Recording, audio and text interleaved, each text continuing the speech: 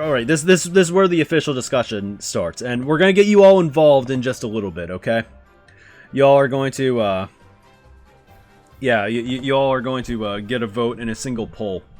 So, the poll may not mean anything to some of you if you aren't like involved in like the scene for like the last year or two or something, but we're gonna have a question in a little bit. So, the preface of this is we've ran some tournaments in the past. So obviously we have MKU, and MKU is really good for new teams and all of that, and that's a great thing. And if any of you all read my twit longer earlier, I recommend it personally because again, I want to like start changing how like we start seeing relationships between like people who are just getting into the scene and people who are more veteran and stuff. So the rookies and veterans, you know, there's like a dynamic between them. We want to fix that. How we fix that is by thinking up, all right, outside of MKU, is there anything else that we can do to really make things more easy for new people that want to get into competitions and all of that, but maybe aren't going to be the most uber serious about it, and they don't want to just, you know, go 0-2, losing to like a D1 team and like a mid-level team, and that's their tournament. No, I don't think everybody wants to sign up for like 8 races or 24 or even 24 races for like your team tournaments and just lose and have it be done, and a lot of times it's not close and it's ugly and all of that. Earlier this year, I don't remember for certain, I think it was earlier this year, we messed up. We did a tournament called MKPL, and that wasn't like the mess up, but the mess up was we did not reserve enough scheduling space, I would say, to do a bunch of tournaments and all that. So only 32 teams signed up for that, and unfortunately for the teams that didn't sign up for it, they had a pretty long break between the MKU seasons, so again, there wasn't a lot of things to do. So we were like, alright, is there anything that we can do in a short amount of time that can actually like be interesting for multiple kinds of people and all of that? And this is where the tournament velocity came into the equation. I was like, you know what? I have an idea. It's like we're going to run this. What happens is if you lose, you continue playing matches, and at the end of the day, everybody gets a unique placement. And I didn't know what to think about velocity, but a lot of people seemed to like it because, you know, even when you lost, you just got a new opponent that was, you know, closer to like your skill level or something like that. I want to do a topic on what we can learn from tournaments like velocity, because I think that there's a important takeaway here when it comes to, you know, tournaments and new players and all of that. We ran 2 major single elimination tournaments when it comes to like team brackets and all that stuff. So, do any of you guys remember Compass Draw as well? That was another tournament that we did. And both these tournaments were like made to like be, you know, like if you lose, you get to keep playing and stuff. So I want to ask the chat a question here. Which one was preferred? Because I'm interested in I'm interested in gauging the interest of what we think are better tournaments and all of that. Because yeah, in Compass Draw we played, I think, with Lee, who had just gotten into things really early. It was bad. So I want to ask the question, and you all get 3 options. The poll is below now. What was the best tournament? Which one do you prefer? Because I have an idea of what I think the better answer is here. And I want to hear what you guys think. Because both these tournaments are intended to be useful for new people. I feel Frontier should be on here. That's interesting, Dylan. But that doesn't go with my narrative, so we're not doing it. I think tournaments are more exciting, too. Didn't play Velocity, so 3. Well, if you're going to vote, you have to actually type the number. Because then it will automatically gauge what you wrote and put it in. You see, a bunch of people voted for Velocity. Now, here's the thing.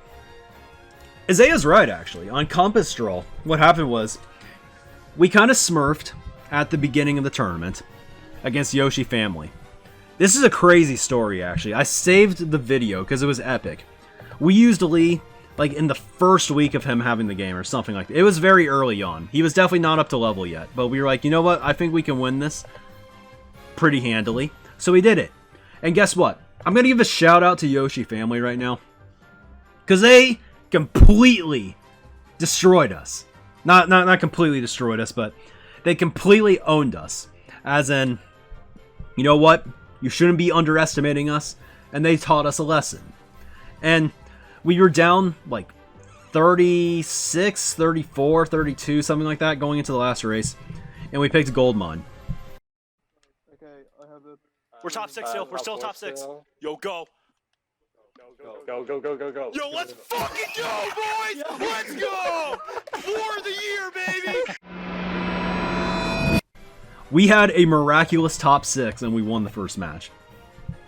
Great! It was awesome. I think it was Lee's first war, so it was something that was very memorable. Unfortunately, what happened was, Lee was not actually registered for our team yet, or something like that. We thought he wasn't. We lost track of it. So, even though we had this miraculous game-winning race 12, at the end of the day, it did not matter. And we lost the war because of a penalty. That locked us into getting 9th place at best. And we were like, well, 9th of 22? This sucks. This tournament kind of sucks now. And yeah, that happened. It was unfortunate. And Compass Draw got a very bad reputation because of what happened. It's interesting though, because after Velocity, you know, I explained like why we did it earlier. I actually got a bunch of people DMing me about how cool it was and how it was a really good way for new people to, you know, like, or like newer teams to like gauge where they're at, because you can play anybody so long as you have the same record as them. And it creates a bunch of new brackets and all that stuff. And it's interesting because Velocity got this reputation that people liked it a lot.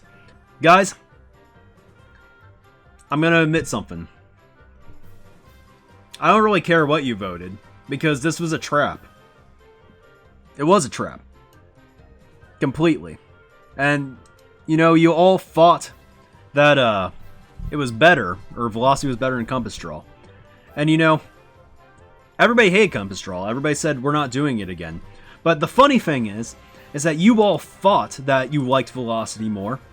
But Velocity and Compass Draw are the exact same format with a fresh coat of paint. So, you all got trolled into thinking, oh, this one has positive vibes versus this one has negative vibes. We simply had to rebrand it so you all wouldn't doubt it again. And guess what? Velocity quadrupled the amount of teams and actually ran, and it was what Cinda originally planned of Compass Draw. So, if you want to credit somebody, you can actually credit Cinda because he came up with this format for Compass Draw for our community. It just wasn't fully realized until Velocity. So, the point of this is, yeah, T coming in with the 3. Isaiah got it right. Isaiah was right. He knew. All of you were wrong. It was the exact same format. So, here's the thing. The correct answer is that it doesn't really matter. It's because they're pretty much the same thing. And realistically, the only reason why Velocity even happened was because of a time crunch. And we did the best that we could do with 4 days of tournament action. The thing is, to really take away here, Banana Legion, they lost a match kind of early. They won every single other match. They got 17th, though. Only lost one game out of like 9 or something. They got 17th. That is what makes tournaments like Velocity not good. You know, single elimination tournaments are almost never the ideal solution for a bracket, especially when you run best of 1 matches. And, you know, when it comes to games of RNG elements, this is especially true. I don't know if you all remember, but before the tournament started, I actually made a tweet. This was like, this came after like everybody was saying, yo, this is kind of hype, right? Yeah. So here's my tweet. This is a while ago. This is like before the tournament even played out. I was getting like positive DMs. I was like, hope everybody enjoys this because it's an incredibly innovative single elim idea. That being said, don't expect a sequel because then the community numbers are growing to the point where a tournament like this won't even be feasible by 2022.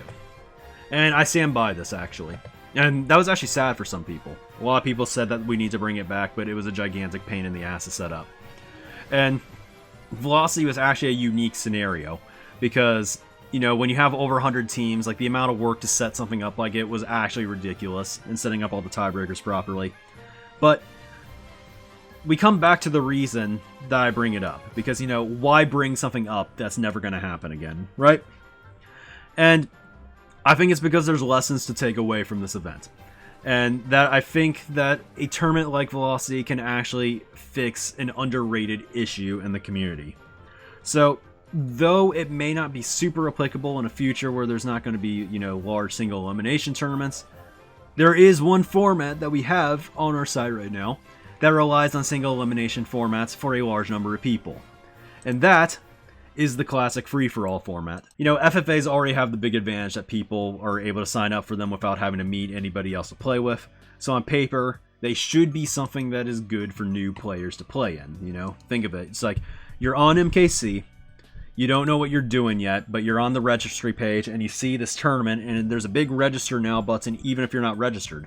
I think that FFAs as they are right now are not good for, you know, like actually getting new players in. It's just something that we kind of think, oh yeah, this is something that's easy for people to get into. But the reality is that most of these players are like, oh yeah, I like Mario Kart 8.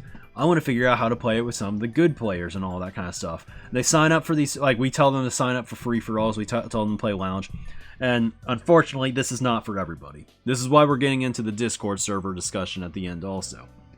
Number one, you know, people score 15 points in 8, get round. Yeah, exactly. A lot of people, they play an FFA for the first time, get absolutely rocked, and they're out. And that's it. And I'm gonna be honest with you. That's not really fun. That's just like, oh, this is something I tried. I was bad at it. Why would I come back and play this again? Well, like, why would you, right? And we like to tell ourselves this delusion that we have offerings for new players and stuff.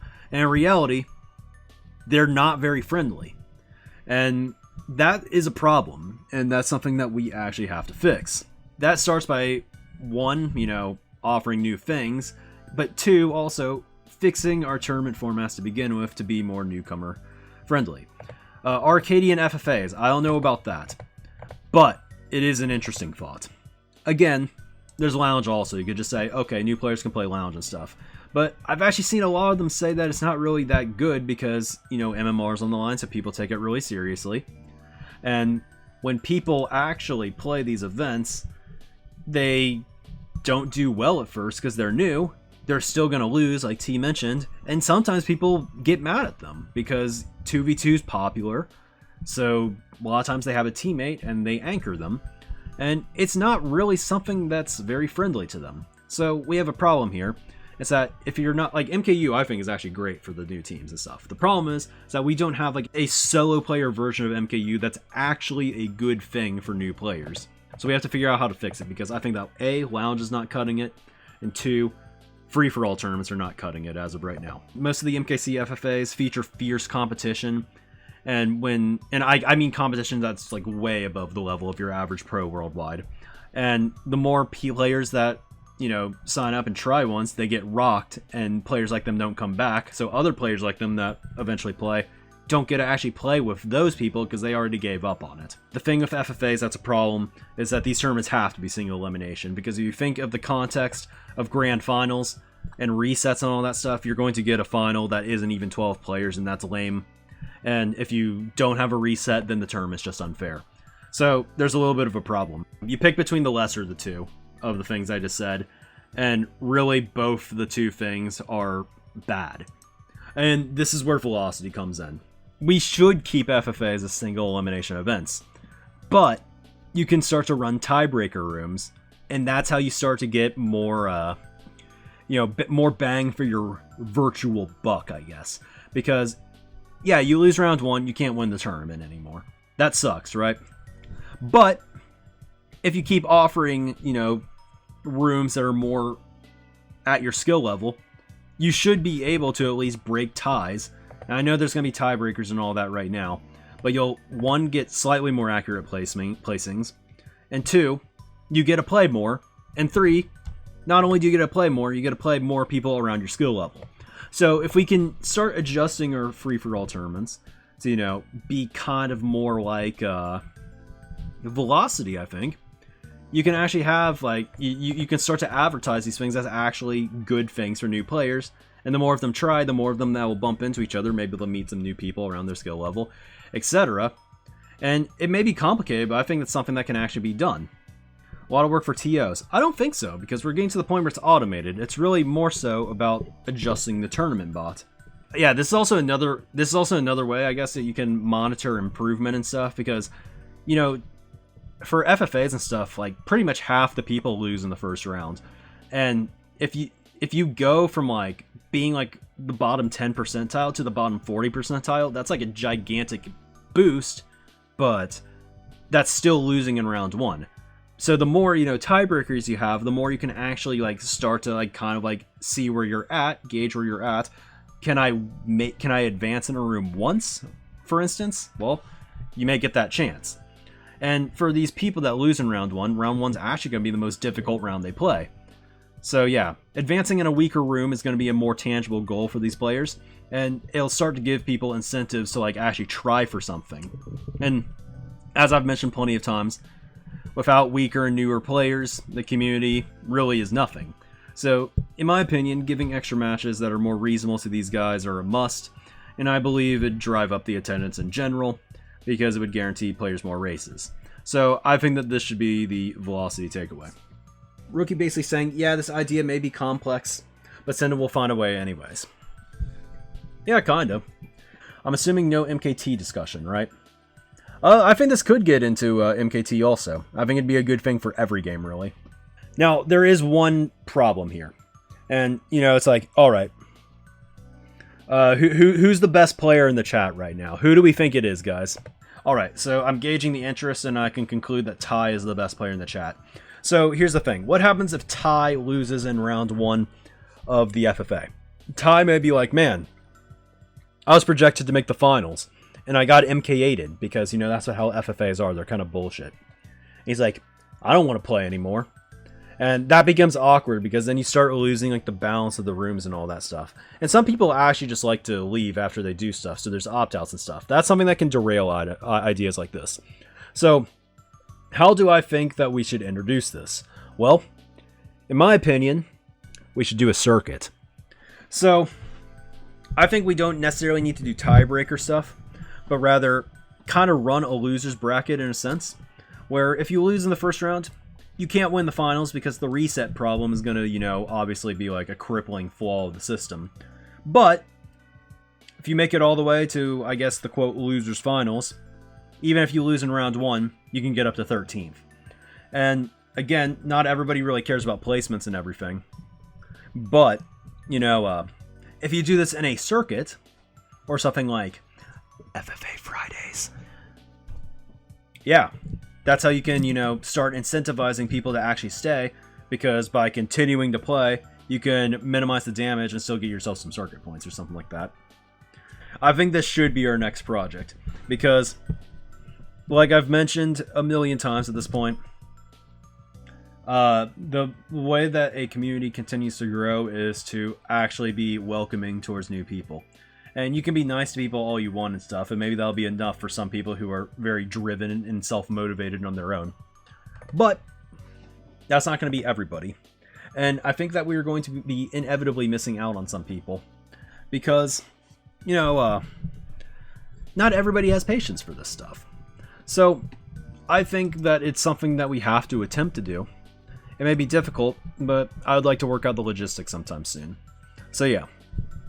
What you all don't realize is that was the first episode of the Rookview live. So, congratulations, you all got to be a part of it.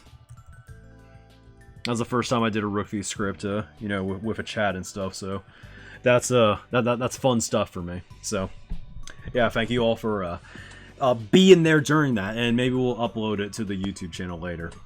Of course, edited, of course, because, you know, gotta have some kind of flow and script and all that. But, yeah, we hit all the points there. Hype.